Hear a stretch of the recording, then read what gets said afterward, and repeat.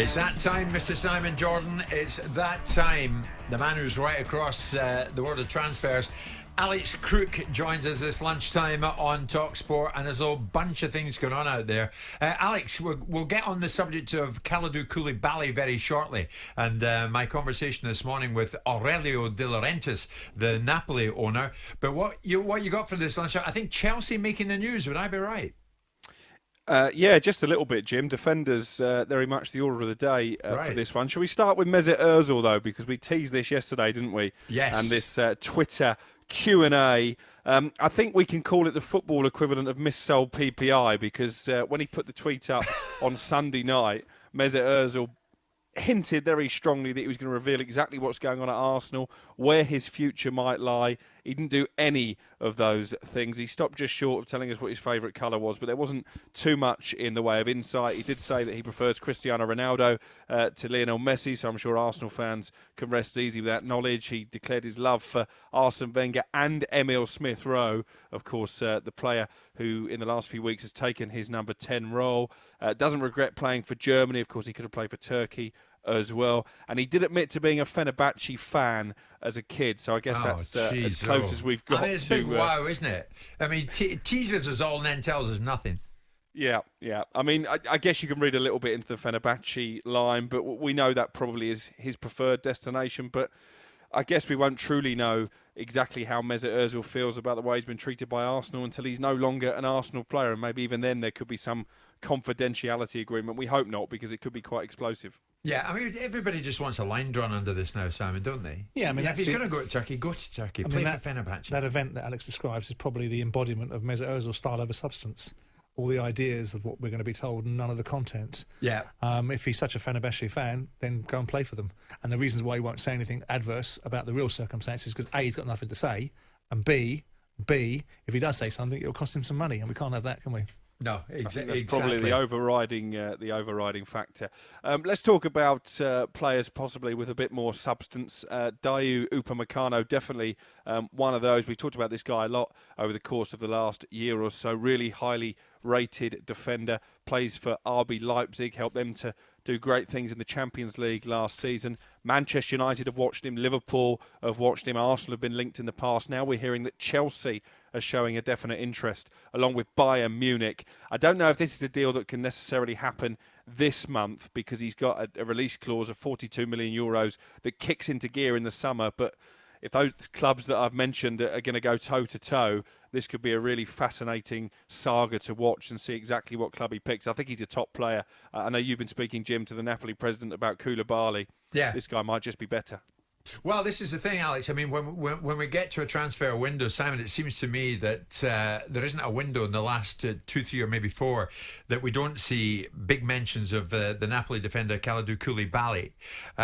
This morning, just before we came in here, I spoke to Aurelio De Laurentiis, the Napoli owner, and I said, what about your player? Are there bids in for him, Mr. De Laurentiis? And he kind of laughed it off, I have to say, Alex, saying, no, look, he's not for sale. He is absolutely not for sale. Unless one of your big clubs there in England comes in with 100 million quid, he's not for sale. But he then says to me, I thought you were going to refer to our defender Nikola Maximovic, the Serbian, Alex, who's 29 years of age. And he said, and Liverpool's previous interest in him. So I said, what about Maximovic then? Are Liverpool still interested in your defender? Because, and then he interrupts me to say, in a nice way, to say, well, of course, with their injury problems with Gomez and Van Dijk, have you heard from them of late? No, they haven't heard from them of late. But it seems on this occasion, Koulibaly is going nowhere. He stays, and that was as recent as this morning. So anybody going to go in with anything other than 100 million quid for Koulibaly, I'm told, can forget it, Alex. Can forget it. I guess when you're talking about those kind of figures, possibly Upamecano at €40 million in the summer might just be seen as a better option for a lot of clubs, not just here in the Premier League, but I mentioned Bayern Munich as well. If I was Frank Lampard, I mean, I watched that game last night in the FA Cup. I can see why he wants Declan Rice. I thought he was absolutely superb last night, Declan Rice, on a swamp of a pitch. he was head and shoulders, and I know he should be head and shoulders above the Stockport players, but he's just about the best player on the pitch every time West Ham play. He can play as a defensive midfielder, he can play as a centre-back. I think he would bring a whole new dimension to that Chelsea team. Yeah, well, I mean, that figure, 100 million, you can apply to Declan, because I think it wasn't that long ago, wasn't it, Luke?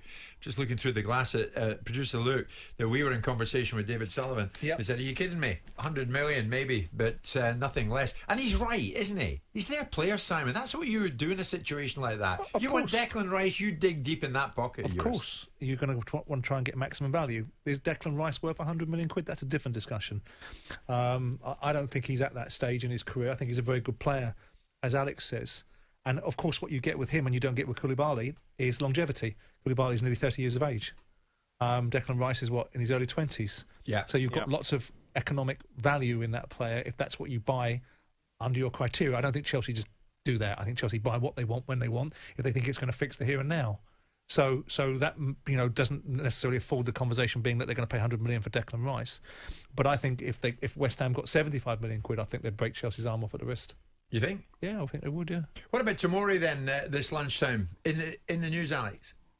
Yeah, Chelsea looking to shift players on as well as possibly strengthen this month. And Tomori clearly is a player that Frank Lampard, for whatever reason, has decided isn't part of his plans. He said after the FA Cup game at the weekend that he is expected to go out on loan this month. Leeds have shown an interest. He came very close to joining West Ham in October, pulled out literally an hour before the deadline. Rennes in France have been in constant dialogue with Chelsea as well. And now we're hearing AC Milan are making a late play to take Tomori on loan. I mean, that would be some move for him. He almost joined West Ham, one of the biggest clubs in Europe. Yeah. AC Milan, we shall see. Certainly not the force they were, but getting back to it, of that there is no doubt. Brendan and Leicester, are they making the news as well? Yeah, interesting one this. Hamza Chowdhury is a player very much in demand, and I know Newcastle have cast admiring glances in his direction. So too have West Bromwich Albion, and they're the team that have been in talks with Leicester. West Brom will take him on loan. Brendan Rodgers has made it clear already that he would prefer a permanent transfer. This one's been complicated further.